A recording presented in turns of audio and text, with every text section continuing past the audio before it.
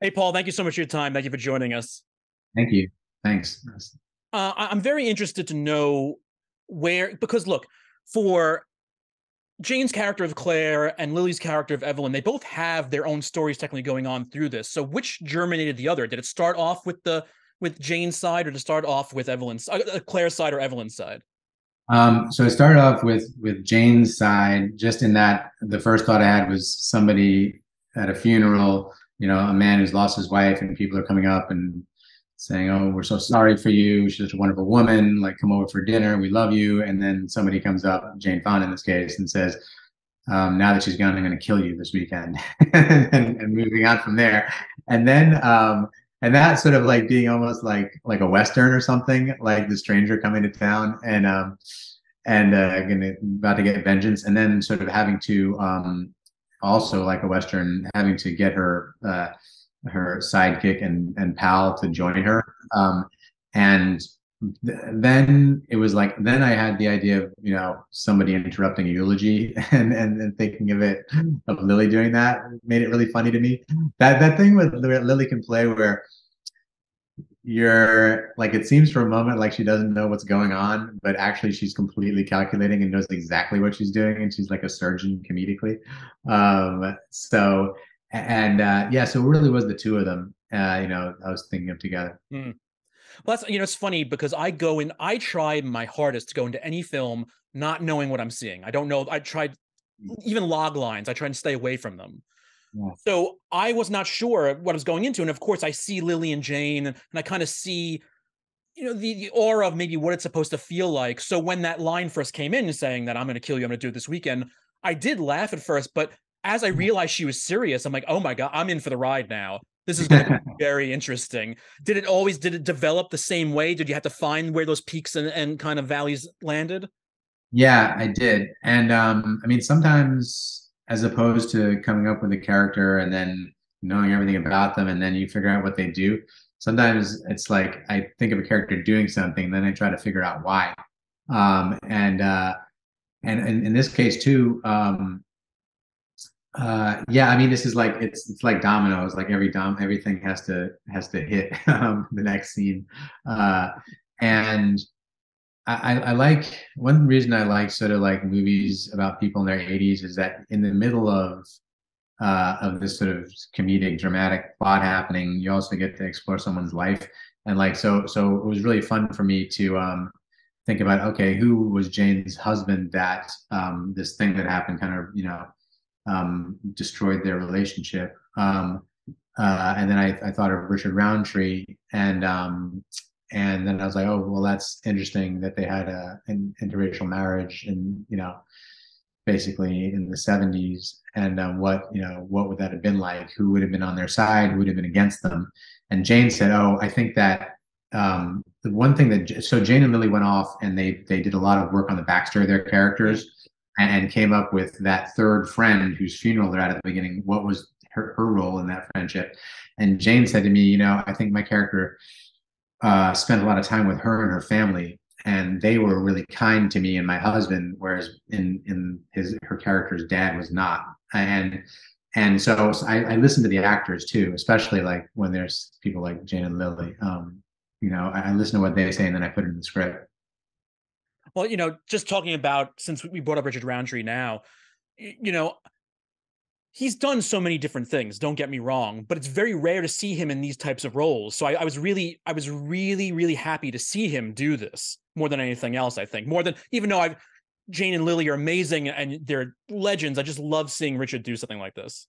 Yeah, well, he's very like he's so sweet in it, and it made me think, oh, maybe the reason he was so good as Shap was that he was actually bringing sort of like gentleness to it, on top of like being an action star.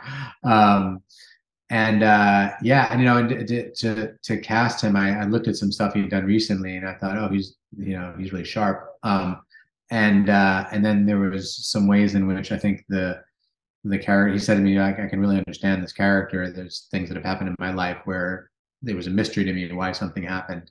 Um, but yeah, there's a little shot in it where that came out of a rehearsal. I was rehearsing with Jane and Richard, which really just meant reading through the script. and Jane reached over to Richard's hand and said, "Look at how beautiful his hand is," and just held his hand. And so I was like, "Oh, I got to remember that." I took a note, and then that in the movie, there's a point where they can't say anything, and she's saying that she did love him, and she takes his hand, and so I was definitely lucky to have Richard. And of course, you have a history with Lily before this film, but in now doing this, where it is both Lily and Jane together, whether or not they've done two projects together or the many projects they've done together, there's just something special about being able to make a film or make anything with these two people? 100%, because they're like sisters. And what I mean by that is, like, yes, they're very sweet to each other, but also they give each other a hard time. If somebody doesn't pick up a cue, if the line doesn't come in and it messes up the next line, they'll say, "Come on, what are you doing?"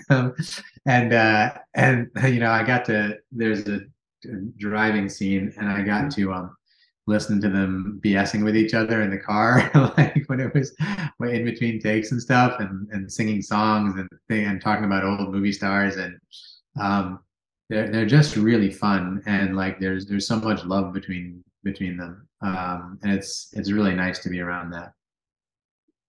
I think any good work of art worth its salt should come with a title that is not just bland and just like it only means one thing. It's got to have multiple layers. But as I started thinking more and more about this film, realizing how many different ways you could take it, even to the point where I'm like, oh, like I'm thinking about the detractors of this world who would say just move on, Yeah. and not take anything seriously to what anybody says. Was all of that also on your plate when you're doing it, or you just realize it too as you're working it out, that how many different ways that this could be taken? Man, that's really nice to hear you say that. Because I'm worried about the title. I feel like I'm terrible at titles. Um, uh, yeah, I was thinking that, and I was thinking that these are people who are not moving on, and they're like, Yeah. "Stop moving." She's going to, she's really not going to move on until she exacts something from Malcolm.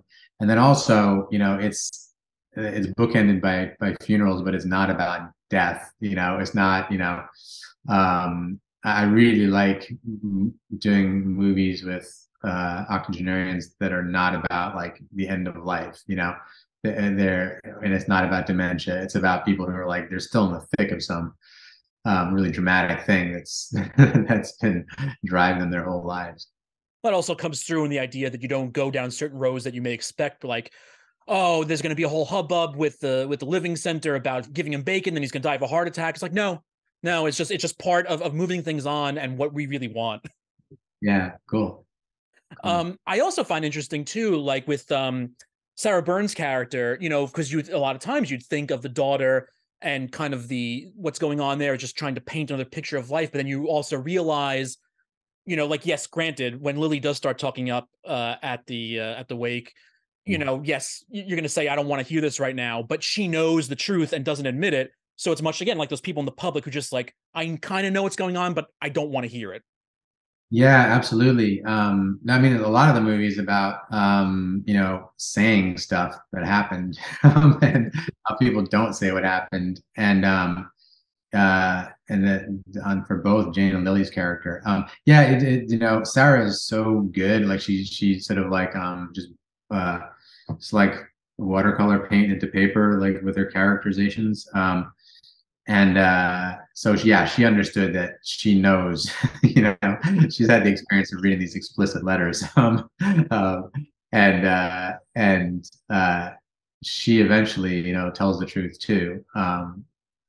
So yeah, I'm glad I'm sort of focused on that.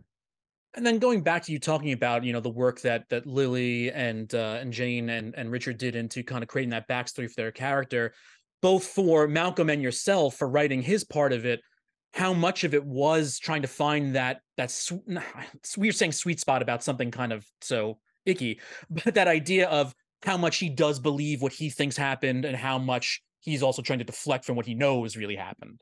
Yeah, I mean, I do think that we, especially if you're an alcoholic, which Malcolm's character is, I needed somebody. I knew Malcolm wasn't going to be sort of commenting on the character as he was doing it. I needed somebody with like a degree of charm, because I think it's very easy to when you're talking about evil, essentially to look at it as the other, as opposed to something that we ourselves could, if we're not careful, descend into.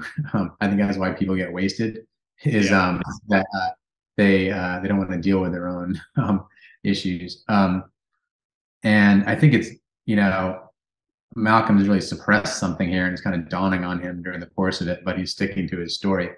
And yeah, I think if it was somebody who was sort of like, who was copping to it from the get-go, and you can really see that.